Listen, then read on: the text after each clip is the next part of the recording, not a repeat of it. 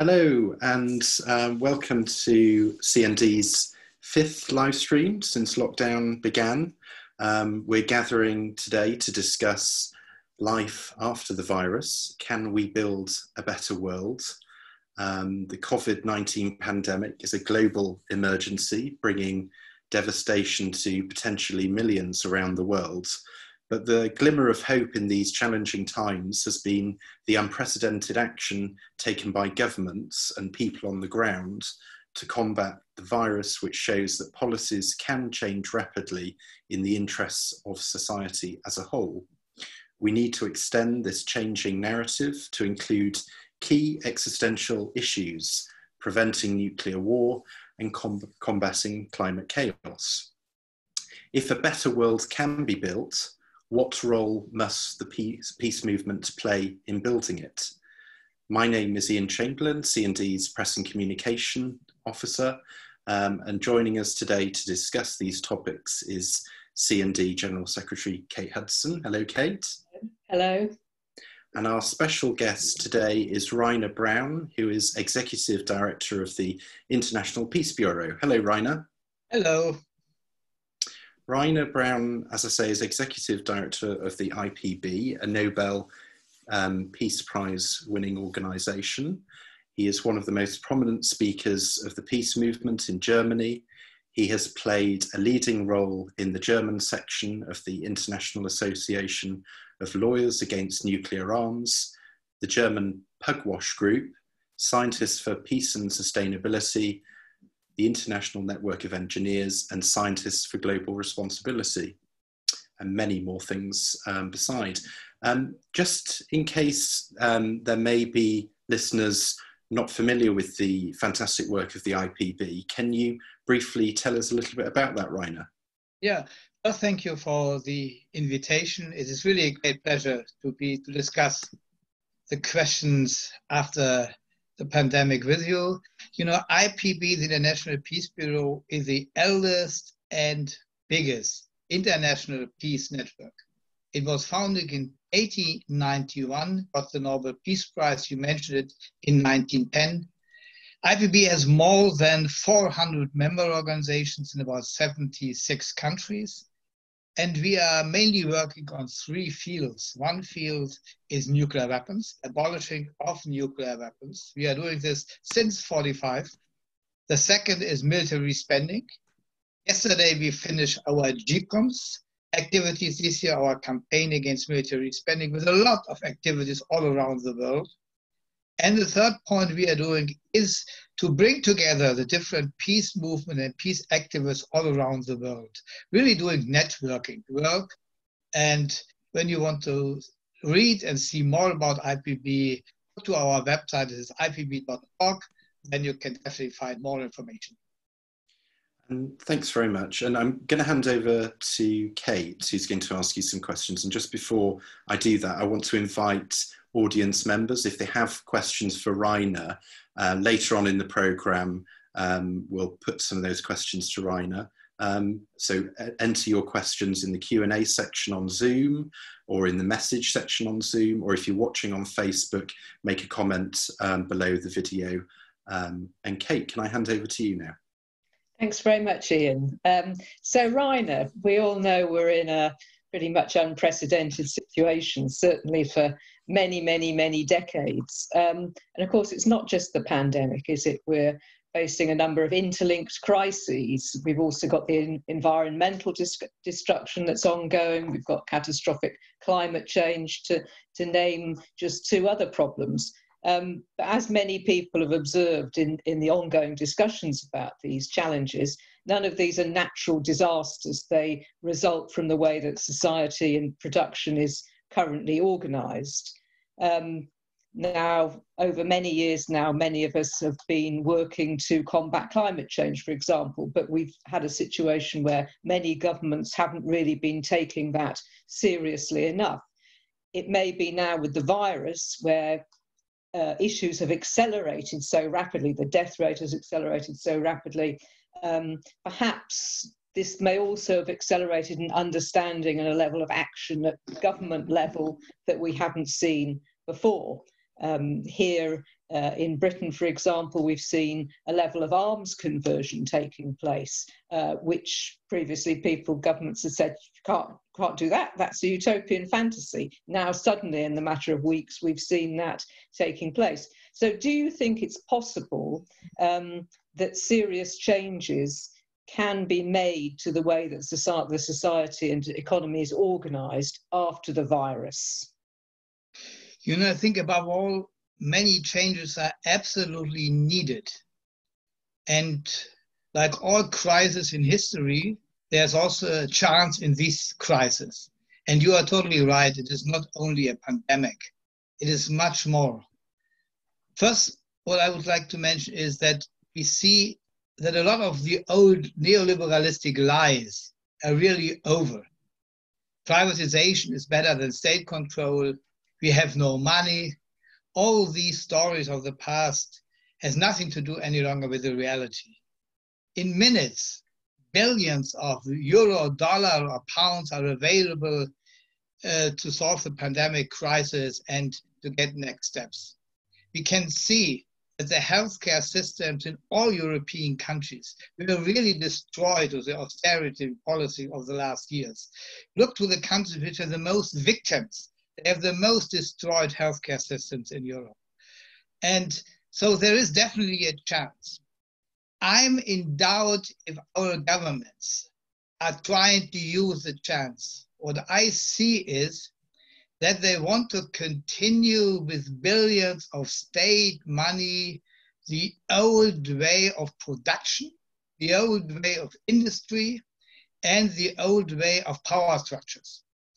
And this brings me to three very important points I think we should have in mind. First of all, I think we need to fight for democracy.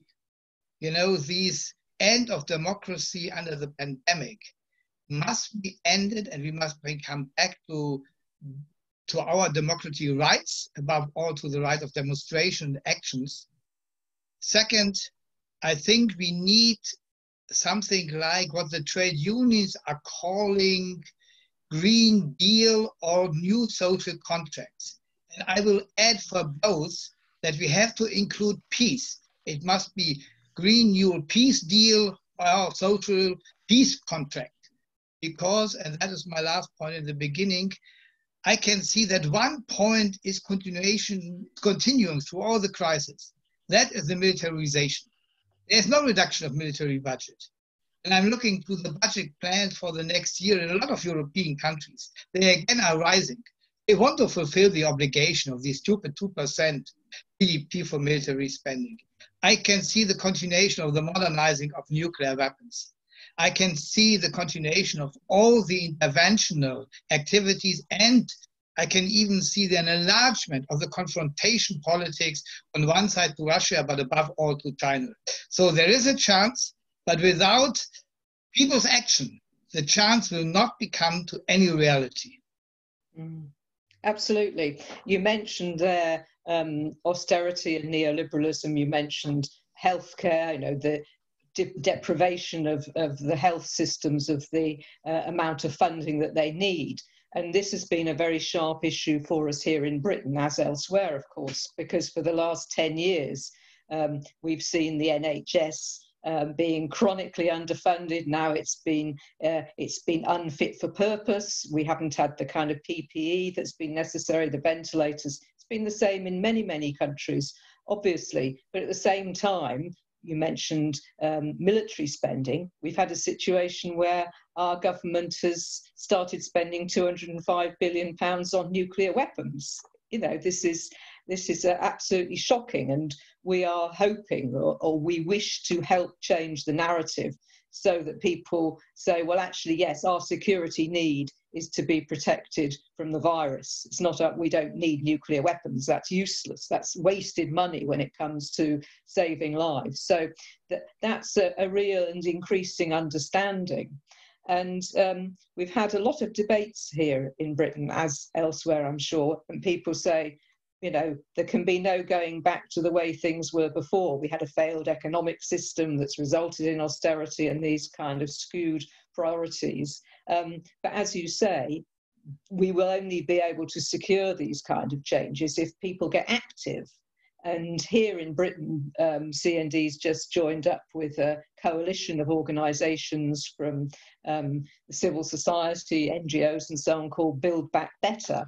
Do you have a similar organisation or campaign framework in Germany to help people mobilise?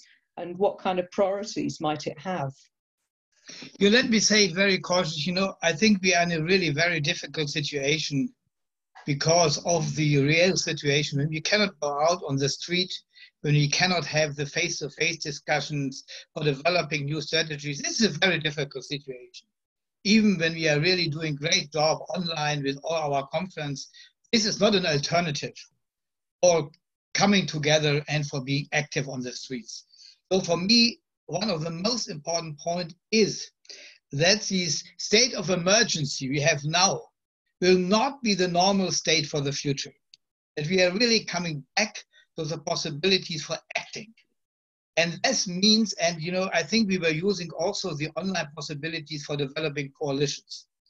We have developed a coalition for transformation of economy and society together with the trade unions and the environmental organization. And we are in the preparation of a huge congress for the next year to bring all these different forces together, which could be a part of our coalition for changes. And that includes very intensive discussion about economic growth. We have very controversial discussion about it. And this also includes discussions about the relation between environment and economy, how to bring it together and not see it as alternative or in opposition. So we are really working on this. And for both of our important partners, the environmental groups and the trade unions, the peace question is something, I will not say new, that is wrong, but it is something that they have to accept as a third pillar in this discussion. And that is new. And we are really going steps forward. And yesterday, we had in the biggest German newspaper, Süddeutsche Zeitung, a one-page ad, which was signed by all chairs of all German trade unions. We never had that. By the leading figures of the environmental movement, scientists, and together 2,000 people. So we had one page in this biggest newsletter. And the content was exactly what I was describing. We have to bring the social question, the environmental question, and the peace question together. And this hopefully can bring us a new push for more activities and actions. But up to now, it is paper and discussion. And I think it is quite a hard work to bring the different forces together and then really to come to a movement for supporting that. And that is the challenge after the pandemic, I think, and that is our challenge we have to develop. And I'm optimistic on one side. I'm a little bit less optimistic when I'm looking to the European level. I think it is very deep, but absolutely needed to develop quite the same coalition you described for Great Britain, also on the European level.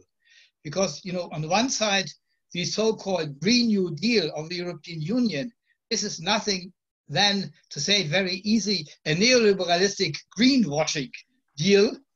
And on the other side, we see on the European Union level a huge militarization. This ongoing process of developing a military industrial science complex is absolutely going in. And, von der Leyen's job is to do this. So we have a lot of difficulties on the European level to bring these coalitions together. We are starting working as IPB on this. But it is not easy, I will say very frankly. And my last point, I think we both have to think how we can stronger oppose these confrontation politics in the world. And this means, as one of the big steps, how we can overcome these brutal sanctions.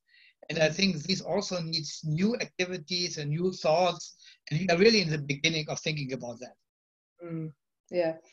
I'm glad you've really stressed there the international aspects as well, and the importance of working together internationally to deal with the problem, because what strikes me as very clear is that governments seem to be trying to deal with this problem on a national level. And of course, it's impossible. A pandemic, it's a worldwide It's a worldwide catastrophe, and it can only really be dealt with if governments start to work together to address the problems that have led to it. But as you said, also, we have to work out how to challenge the kind of drift towards conflict policies.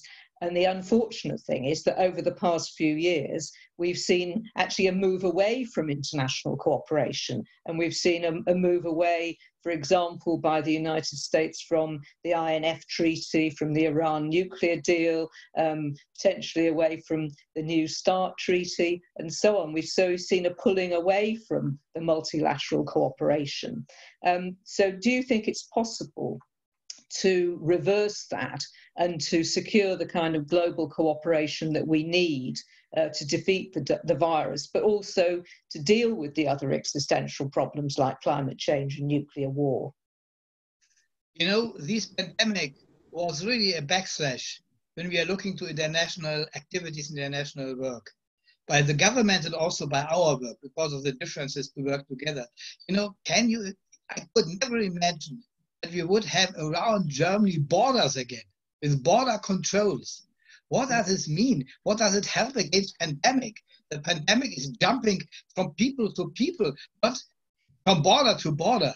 This is absolutely a stupid nationalist way back. And so we definitely need to internationalize an argument for international activities, international arrangements. And this includes above all cooperation. And before I'm coming to cooperation, I would like to say one sentence, that we never forget that maybe the most victims of the pandemic will be in the so-called countries of the South. With these bad healthcare systems, with this living together on a very small area. Look to Mumbai, where the people are living in the slums, how they should avoid corona. They have no chance to do it. And there will be, I think, in the near future, a lot of victims, and really no one is really taking care about it.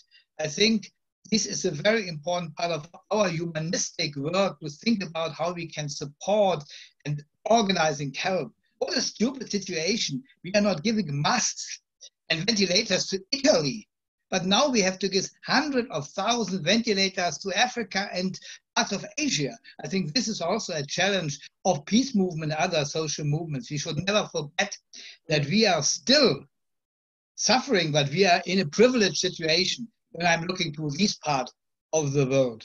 And coming back to the cooperation, I think one of the most positive steps for me was the suggestion of the UN General Secretary Guterres for ceasefire. This was an amazing point to throw this into the discussion and into the political field. And say, now the crisis, we should use them a short step to peace and immediately to stop violence. And I think what we should do, and IPB was starting this petition for that, we should support him. We should help him, bringing him through the international community. And when I'm looking to the reactions, the stupid German foreign minister was not saying up to now any sentence to that. He does not welcome it. And this discussion now in the United Nations about the pandemic, this is horrible. So we have really to fight for international cooperation. And this means above all that we have to enlarge our cooperation ourselves. We have to see how we can work together much closer on the international field, how we can definitely develop something like an international coordinating cooperative plan for common activities. And maybe I would mention one idea of that. Next year, we have the 40 years anniversary of Olaf Palme report. And the other one, like we remember this Olaf Palme report for common security, it was bringing together peace movement and governments in the 80s and 90s on the sense of common security. I think we need something like a new Olaf Palme report, but a worldwide Olaf Palme report for the future, for enlarging the ideas of common security for other parts of the world. And that combine that definitely with the social question and the environmental question. I think this could be one of our ideas which we can throw into the debate for developing more cooperative activities in the world. Absolutely. I think that's a really fantastic idea. The notion of common security, which also includes health security, climate security, freedom from flooding, freedom from hunger, all those kinds of issues, not seeing security in the very narrow way that our governments tend to, which is about weapons, military, it's about nuclear, and so on. So I think that's incredibly important. And as you know, our organisations work together closely in Europe. We're active together against NATO, and there's a very strong European no to war, no to NATO network. There's some North American participation as well. But if we're going to have a truly global movement, and I agree with you, that's what we need, do you think it's possible for us to make strong links with the global south, for example, parts of the world that we don't usually work with? You know, when you are looking to the movement in the south, they are really very different.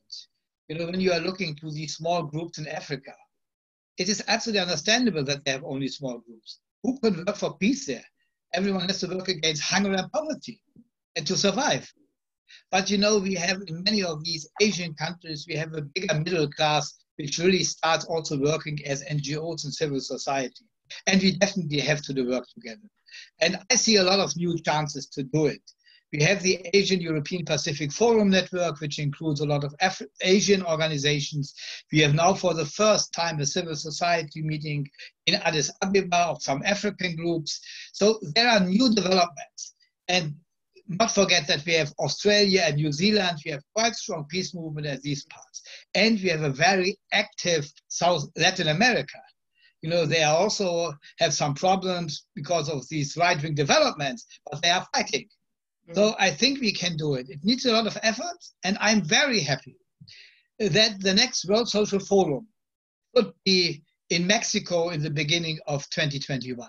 You know, we all have critical words to the World Social Forum, but, you know, the idea of the World Social Forum, I think, is absolutely important. And I think we should use the chance of this World Social Forum in Mexico at the beginning of next year for developing such an international coalition and also strengthens the peace part in the World Social Forum. I think we both agree that peace was a little bit underestimated in the World Social Forum. We definitely have to change that, but I think we are also there on a quite good way. So we are going first steps on a long, long way. And I will also say, you know, we are discussing problems between us. I see problems with two big countries. We have no peace movement in Russia. We have peace activists, but no movement. How we can enlarge our context to Russia? This is, for me, a very important part. Peace in Europe will be impossible without Russia. So we also have to develop our context. And, you know, I also see a little bit of a problem with China. You know, I think we will agree when we see what Trump tries to do with China, encircle it, develop his military aggressions against it, and we have only very small, limited context to these huge and big and very important countries. So it is not that we have no problems. We have also our problems in this way of developing this new coalition. And we together have to think how we can do this. We need a lot of more spirit and ideas. And I think we also need a much broader engagement of the South in the decision process of the development of such a international coalition of cooperation. Absolutely. And I think one of the things that people may not generally be aware of is how the global South has actually led the anti-nuclear developments that are taking place in the world. Not only recently, the countries that have signed up to the Treaty on the Prohibition of Nuclear Weapons, but also over decades, virtually the entire global South is self-organized into nuclear weapons-free zones. Yeah. So we have much to learn from the global South. So I'm hoping that it's going to be front and center in these developing movements.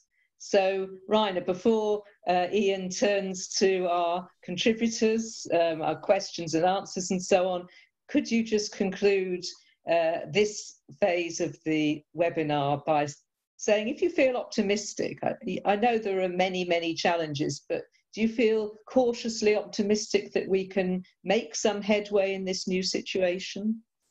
Yes, we can. First of all, without optimism, you cannot change the world. This is very, very clear. And, we would not sit together on a Saturday, a beautiful sunny weather, when we are not believe that we can change the world. I think we are doing it. And we have a good background of these thinking. When I'm looking how much we could develop the band treaty, it is really a big success of our last years. How much we could develop our common work in the last years to come together for common activities. So I think we could be optimistic, but I think it should also be realistic. Because against whom we are fighting? This is a brutal international capitalistic system. And that is not an easy enemy. That is not someone who will easily go. So we really have to think what could be our next steps, where we could develop the biggest and largest coalition, and above all, how we could unite ourselves. I think I say nothing unusual for you to say that we have also a lot of discussion in our movements. And not all of these discussions are fair and polite and oriented to a common agreement. So I think also it is very important that we ourselves understand that we have to look for unity, for common activities. But I'm optimistic. One background of the optimistic is when I saw how the people in quite all the countries react in solidarity to these crises. This is for me a very optimistic sign that they can also act in solidarity for changes in the environmental field, in the peace field, in the field of more social rights. And when I see how people celebrate our so-called new heroes, which are not the elite, which are the people working in the hospitals, which are the people working in the shops, then I can see that there's also a new kind of solidarity. And both the behavior of the people and these new acts of solidarity are a good background for actions and activities. We must come with convincing suggestions. And this is our challenge, and we have to work on that. Thanks, Reiner. Fantastic. Ian, back to you. Great. So thank you for everyone who's been submitting some questions. Quite a few have come in now, but do continue to submit your questions. In no particular order, and some of these will be addressed to Kate as well. Reiner, what do you think about this one? If economic competition causes the owners of capital to make war on the workers and war on foreign countries, is it not likely that these owners will try to use the virus to hamper resistance to them? Shouldn't this point to the need to fight for peace by fighting against economic competition? And that's from Mary. Yeah. That is absolutely right. The capitalistic system and the governments related to this system, which are quite all the governments in the world, will try to solve the crisis on the back of the poor peoples and the workers. And they will try to continue with a small change in the neoliberalistic system. So we definitely have to see and to fight against this solving of the crisis, which means we have to see that the rich are paying for the crisis, and disarmament is a very important part of solving this problem. We cannot spend any longer 1.9 trillion for military purposes when we are looking to the healthcare system, the education systems in the world. For what we need nuclear weapons when we have hunger and poverty, we need to ban these nuclear weapons. These are our answers, and that everything what we are doing has to do with international competition and with the capitalistic system. We should mention it again and again and see how we can, in the minimum, reduce the power of the big companies in the world and come to a new, more sustainable development. Great. Fantastic. And there's another question about, in view of Joe Stiglitz's pessimistic view of the long-term effects of a prolonged cascade of insolvencies in all major economies post-lockdown, where is the money going to come from to rebuild when there is no Roosevelt to offer a New Deal? And perhaps this relates to the Green New Deal as well. for me, I read the stateless paper too. For me, it is a little bit too pessimistic because he has not in his paper the actions, activities of the people. And, you know, without discussing about the role of the people, of the society, of the actors, we will not solve the problem in a positive way. Otherwise, you know, the political elites can do what they want. You know, and frankly speaking, enough money is there on the road. When we take it from the rich, from these 1%, we have enough money for solving the big majority of our problems in the world. And I will not repeat what I was saying to the military budget. The problem is not the amount of money. The problem is who is the owner of the money and in which interest the money is spent. And this has to be changed. And we definitely need a new work by tax system, which does not any longer exclude the 1%, but takes the money from Facebook and Google and bring it to the people. Then we definitely have enough money for solving our education, our healthcare, and other problems. Great, thank you for that. And we have another question here from Hilary Cave from Chesterfield CND. This one might be aimed at you, Kate. Okay. I would like to ask the following question. Many different bodies, including the UN, MES in the north of England, and many other groups are all keen to see changes in the world. Is CND willing to work with others to try to build a unified campaign that will encompass many other campaigns as well as our own? This seems to offer an opportunity unseen for a long time to achieve real and lasting change. Well, absolutely. And CND's policy, our strategy over many years has been to work in alliance with others, whether it's internationally, as I was saying about cooperation with Reiner and the European organisations, or indeed within our own country. So you may be aware that over the past decade or so, we've been fighting against the replacement of Trident. We have a huge Stop Trident Alliance, which CND is part of, and other anti-nuclear organisations, but also a wide range of organisations from across civil society, whether they're faith-based, whether they're anti-austerity based, any organisation that shares those objectives with us, we work together with them, and we're really eager to do so. It's not a kind of tokenistic approach. It's something that we think is fundamentally essential. And in a situation like this, the wider we can build those networks and corporations, the better. Hence, our decision to participate in the Build Back Better campaign, which draws all kinds of organisations together. And it's basically about, after the virus, how can we rebuild our society? We don't want to go back to normal. There were many bad things about normal, but how can we do things differently on a basis of a series of principles, which were basically in the interests of ordinary people, protecting people, building and having sustainable growth to advance the interests of all of us. So absolutely, we're absolutely fully on side and eager to be part of and active in coalitions and alliances to bring about change. Great, thanks, Kate. Question here from Barbara Hardcastle. She asks, when the UN Treaty to ban nuclear weapons is ratified, how will the nuclear powers react? Will they ignore international law? Every time Barbara speaks to her MP, she just gets into an argument and there's no agreement with these international pieces of law. What do you think about that one, Reiner?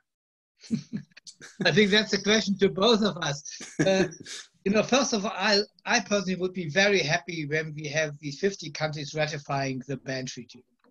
Then it is a UN treaty under international law, but she is totally right to say, you know, only the signatures of the ban treaty will follow the ban treaty.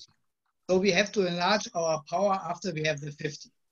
And this means we need more countries above all from the first world and from NATO.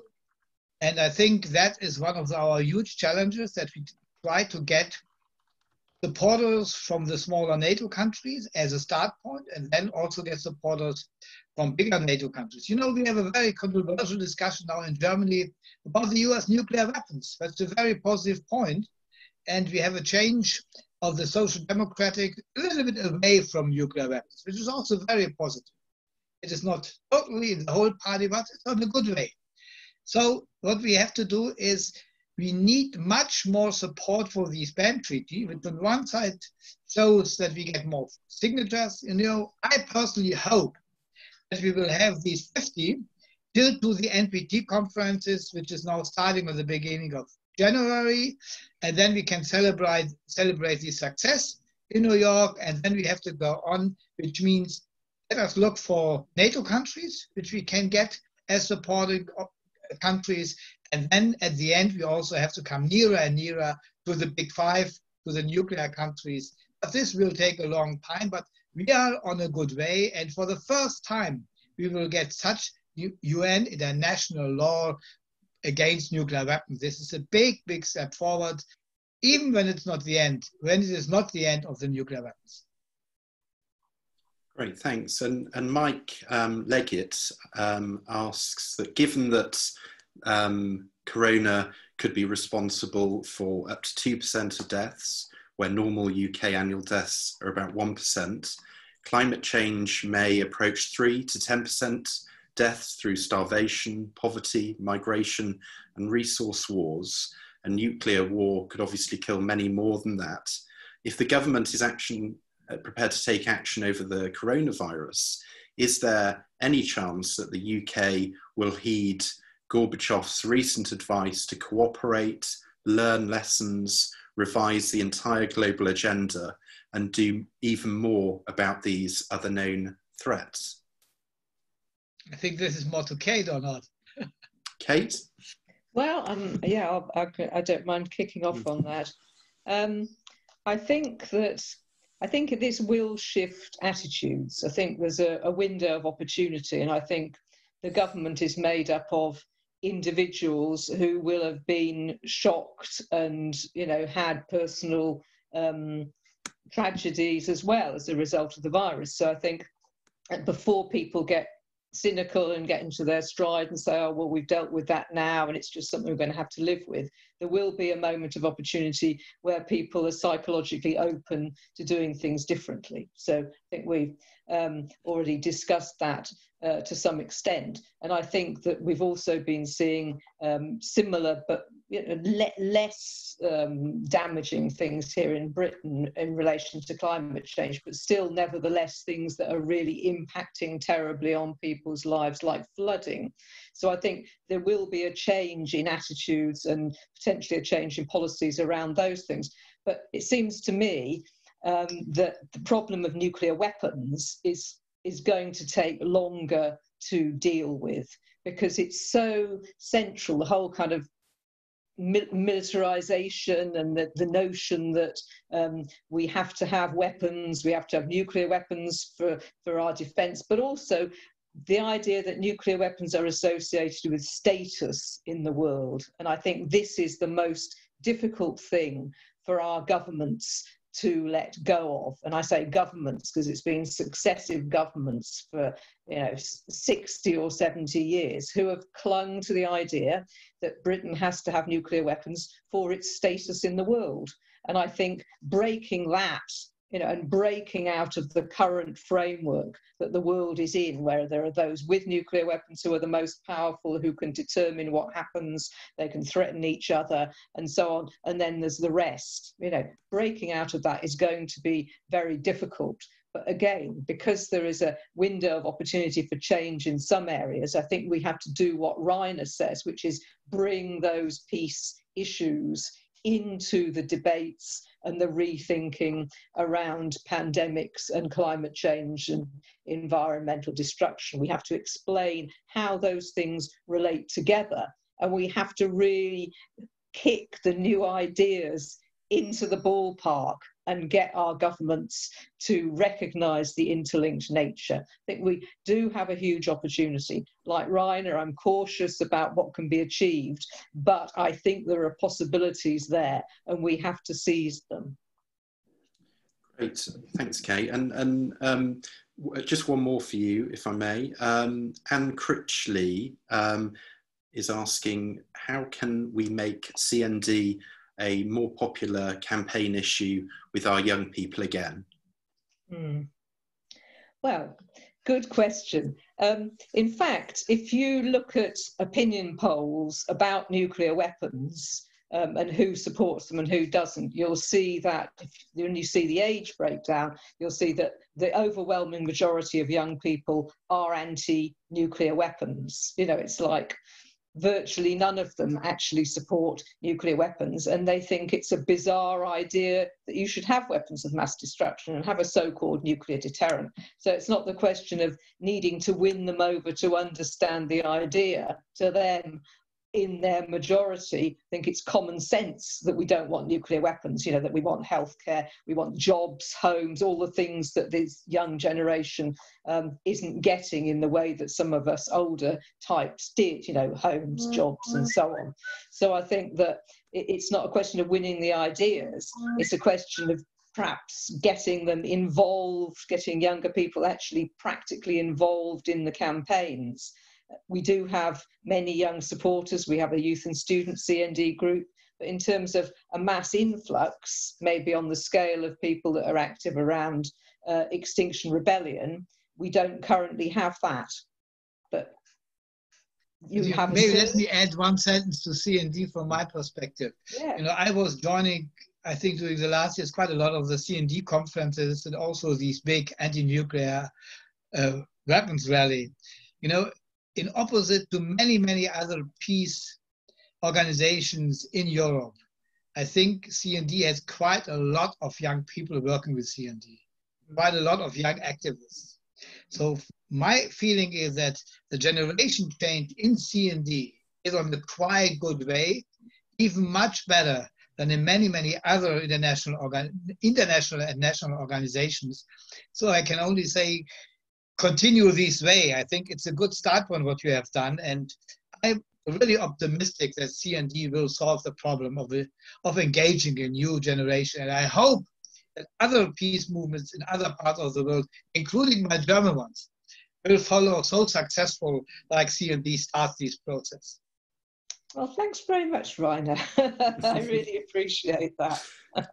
We always want more, that's the thing. Yeah. We've got fantastic young people. We'd like to see millions on the streets, you know, but those things come at specific times, you know. It's not every day, it's kind of when some... But, you know, really this is also a question how we learn to combine the climate change question with the peace question. And this is also for us a learning process and a discussion process with the young people. And I think we start this process. We have a regular debate now with them. This is very nice and very engaging, but it is a process. For the young people, you know, many of them has really nothing to do with peace because they don't know the problems of peace. And now in the discussion process, we have first successes. We have now I think 10 or 12 groups in Germany which are calling Friday for Peace, which is subgroups of Friday for Future, which is our climate change youth movement. So first steps, and I think it is too slow for me, but we are on the way. Yeah, in fact, if I could just pick up there, if you don't mind, Ian, just about organising with the climate movement. Here, obviously, like elsewhere, we have a big Extinction Rebellion movement. Last autumn, CND got together with other peace groups, and we now have XR Peace, you know, which is like a subset, like you've got the subset of the Fridays for Future campaign. And that really brings the issues together.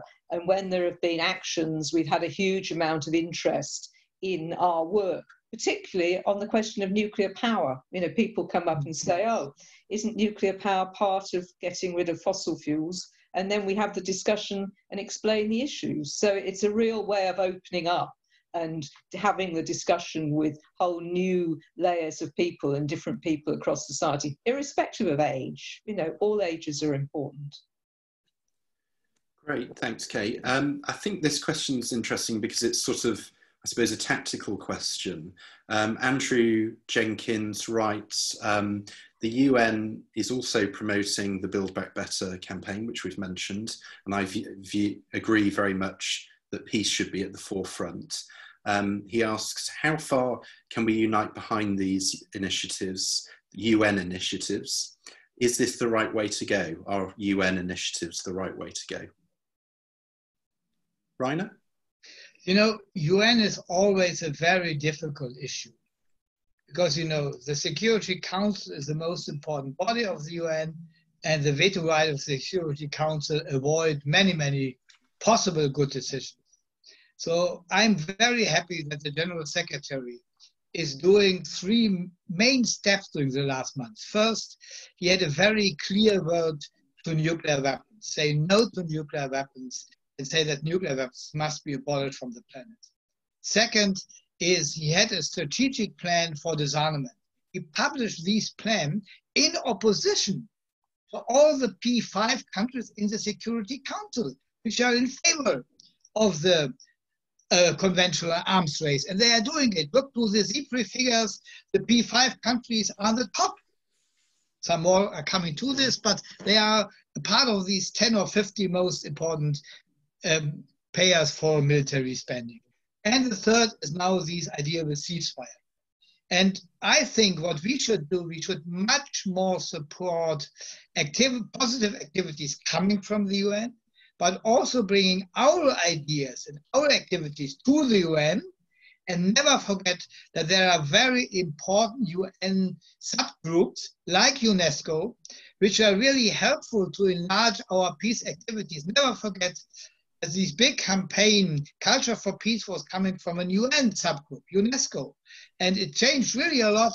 So I think it is a question how we are active to bring our ideas with the support of the people in our country to the UN, and not waiting what the UN is doing. The UN itself, it's a very bureaucratic organization. It is very much dominated by these P5 with their veto rights. So never wait. Let us start our activities and always include the UN in our activities and actions. Could I just add something, Ian? The way I tend to see it is that the UN isn't a kind of homogenous blob. It's basically two things. There's the P5, you know, the Security Council, which Reiner has been talking about, which are the nuclear weapons states, very powerful countries with a lot of vested interests who don't really want to see change taking place. And there's the General Assembly, you know, and subcommittees of many states from across the world that do fantastic things and fantastic initiatives. And there are many, many really absolutely essential resolutions that come from the General Assembly. Do they get anywhere? No, because the powerful states stamp on them, you know, and that is the real problem. But there are fantastic initiatives from the General Assembly, including the Treaty on the Prohibition of Nuclear Weapons. The P5 want to sabotage that, but nevertheless, the General Assembly, the majority of states are really pushing forward on that in alliance with civil society, which is exactly the kind of interaction that Reiner is stressing. Great, thanks, Kate. Just one more question for you, Kate, I think. How will CND reorganise after the crisis, especially when pressure imposed on government from activism may be curtailed and made difficult with social distancing measures? That's from Ross William. Thanks, Ross. Yeah, this is a difficult question. It's hitting all organisations. Probably at the moment, as you know, we're all working from home. We have staff meetings by Zoom. We have these webinars. So we're trying, like all other organisations, to continue the dialogue. One very positive aspect of it is that in many ways, these are more inclusive and more open than other forms of organising. So anyone can come online to this. We're able to have Reiner as a guest, you know, at no cost, just immediately. So there are ways in which this has helped to break down barriers, but obviously the other ways of organising, the in-person organising, the meeting together, face-to-face, being in the streets together, those are very important. We don't know how long it's going to be before that can come back on stream, but we are thinking about how, as the lockdown eases, we will be continuing our work. We've had a discussion recently that our National Council, which is our elected leadership body, our next meeting is in July. We're going to have a full meeting online with voting and all the reports and the internal democracy. So we're not going to miss out on that. We always have our AGM and policy conference in October, and that's where we elect our leadership and members come together. We pass the motions which determine our policy for the year ahead. We're thinking that a big event like that, face-to-face, isn't going to be possible. Again, we're going to be doing that online. So there are disadvantages to that, but we also know that we will have more people joining in that than would actually physically be able to come to London or any other city that we might organise it in. And again, we'll be able to have international participation. And this has opened up a new opportunity for us this summer. It's the 75th anniversary of the bombings of Hiroshima and Nagasaki. We always send one representative to Japan to represent C&D. Nobody else in C&D really knows what happens there. But this year, they're going to have the conference streamed online. We can have a C&D speaker in the panel part, but all our members and supporters will be able to watch it and take part they'll be able to hear and maybe submit questions and so on. So there are ways in which we can use the moment of restriction to expand in some ways and then really be building and improving our links so that when we are able to go out there again together, we can go out there in style. Great, thank you, Kate. We're coming towards the end of the meeting now. I wondered if perhaps Reiner, just returning us to the title of the meeting, Can We Build a Better World? Is there a sort of final positive thing that you'd like to leave us with?